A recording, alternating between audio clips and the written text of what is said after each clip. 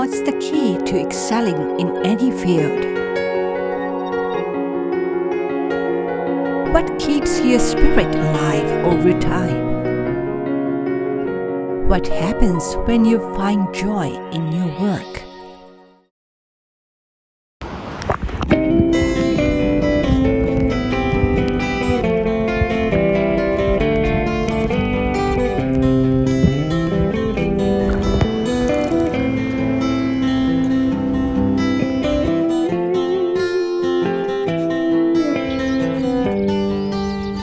Hi everyone, thank you for tuning in to Green Pool's channel.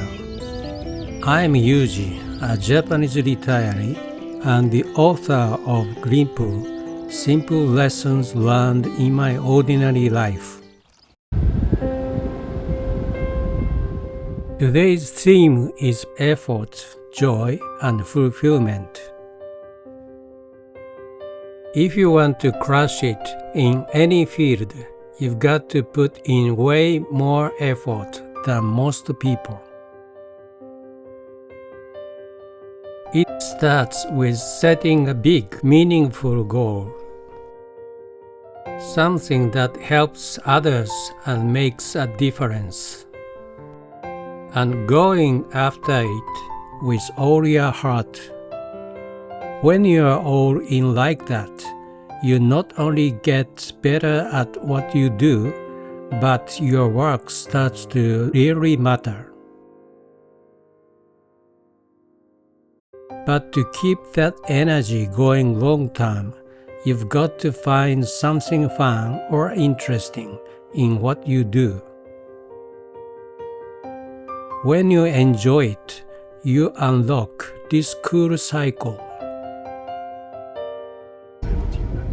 Being creative and resourceful brings better results, and those results make the work even more exciting.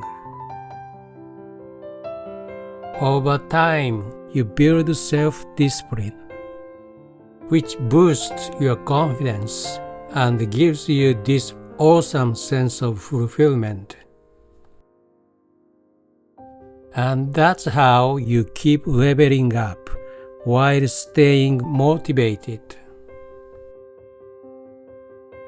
In line with today's theme, I'll share 5 short related essays from my book Green Pool.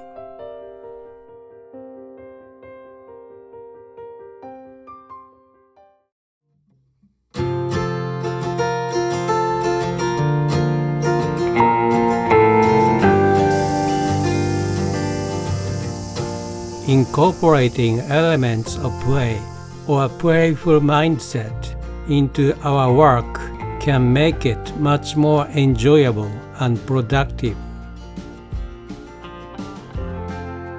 The type of playfulness I'm referring to feels exciting like a game,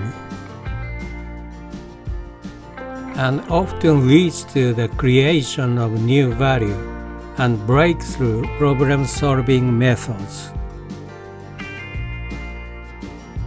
For instance, I once had the opportunity to launch an in-house venture at my workplace.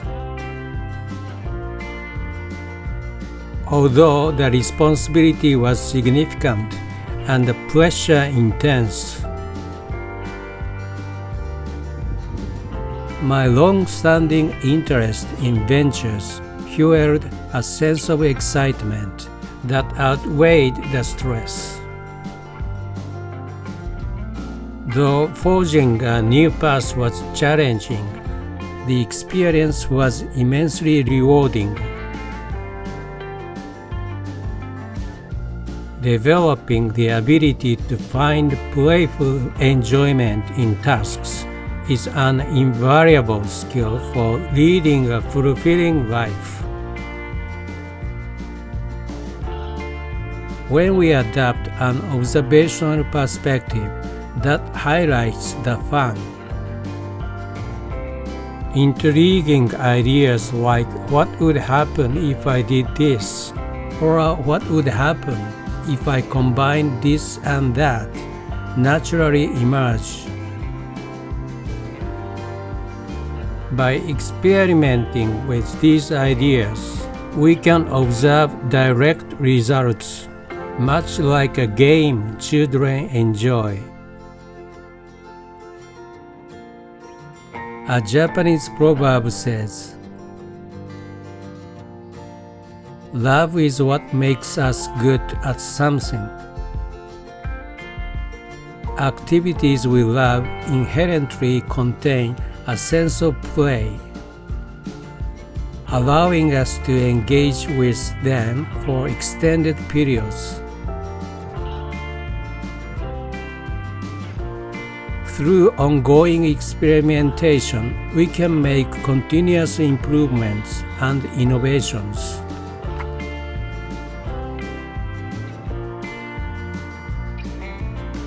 Intellectual curiosity and a spirit of exploration rooted in playfulness should be nurtured regardless of age, as they provide psychological freedom, enhance focus, and contribute significantly to personal happiness.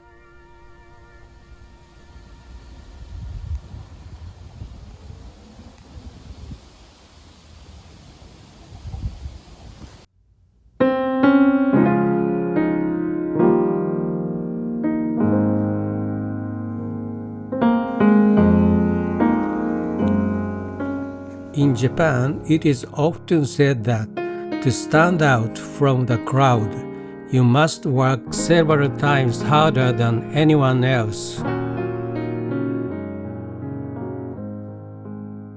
This saying holds especially true when striving to become a professional. Capable of impressing customers with the quality and value of their product or service. Hard work is undoubtedly a prerequisite for any job.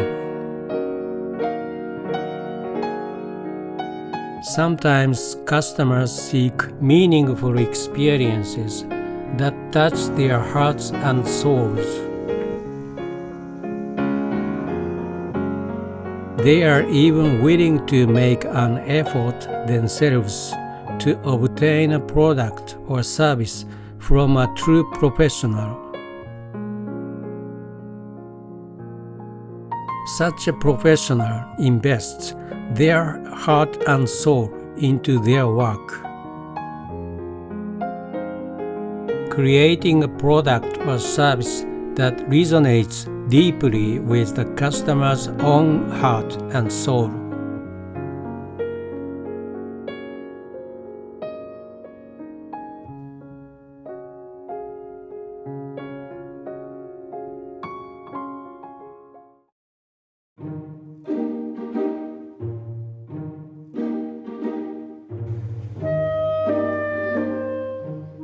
"Kachiguseをつける" is one of my favorite Japanese phrases in both life and business.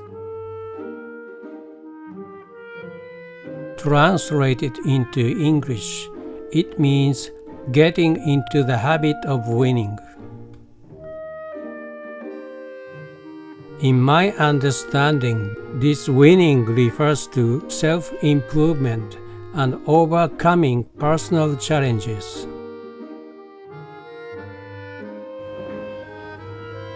Rather than competing with others. On my journey, my ultimate competitor is the person I was yesterday. Although we may experience losses along the way, these moments also offer valuable lessons that contribute to future victories.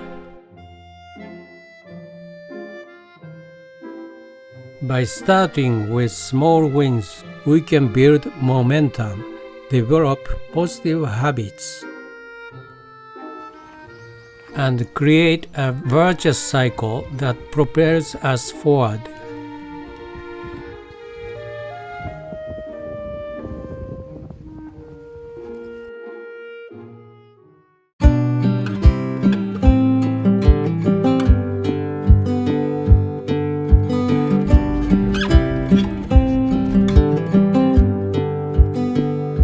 People often assess the worth of products and services based on their personal feelings, especially the sense of being helpful or happy. These feelings can vary widely depending on circumstances and timing, sometimes shifting broadly across a population or being unique to certain individuals.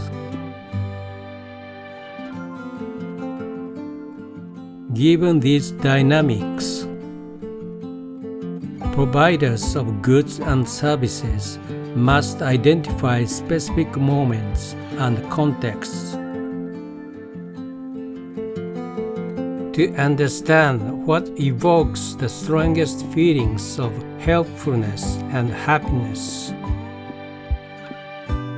This targeted approach is essential for advancing value creation.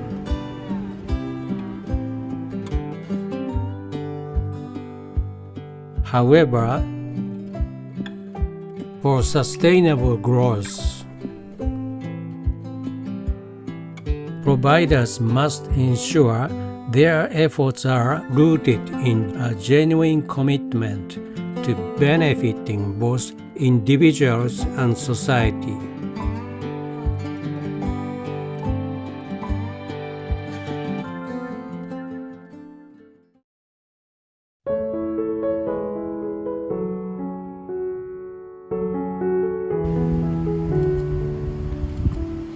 Very recently, I had occasions to visit two completely different types of hospitals in terms of the quality of operational management. Both hospitals are commonly big, spacious, and clean. However, the former one seems systematically patient-unfriendly. Due to frequent unnecessary patient waiting, ambiguity in medical staff's responsibilities, and a lack of informed consent by doctors. Despite a solid corridor being affixed to a wall here and there, to my surprise, patient-friendly medical care is one of the pillars of the corridor. On the other hand, the latter hospital puts patient-oriented care into practice. Even if we can't find any corridor inside the hospital, the chief medical doctor makes efforts to care for the feelings of patients and their families.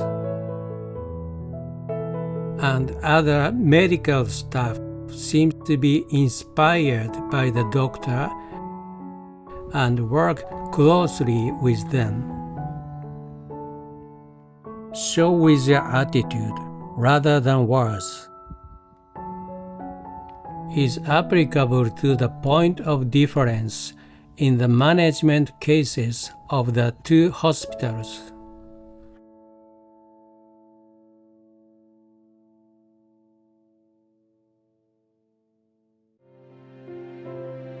I hope today's essays resonated with you and offered new inspiration. That's all for now. Thank you for watching. If you enjoyed this content, please subscribe to the channel. I'll see you next time on the Green Pools channel. Until then, take care. また会いましょう。ありがとうございました。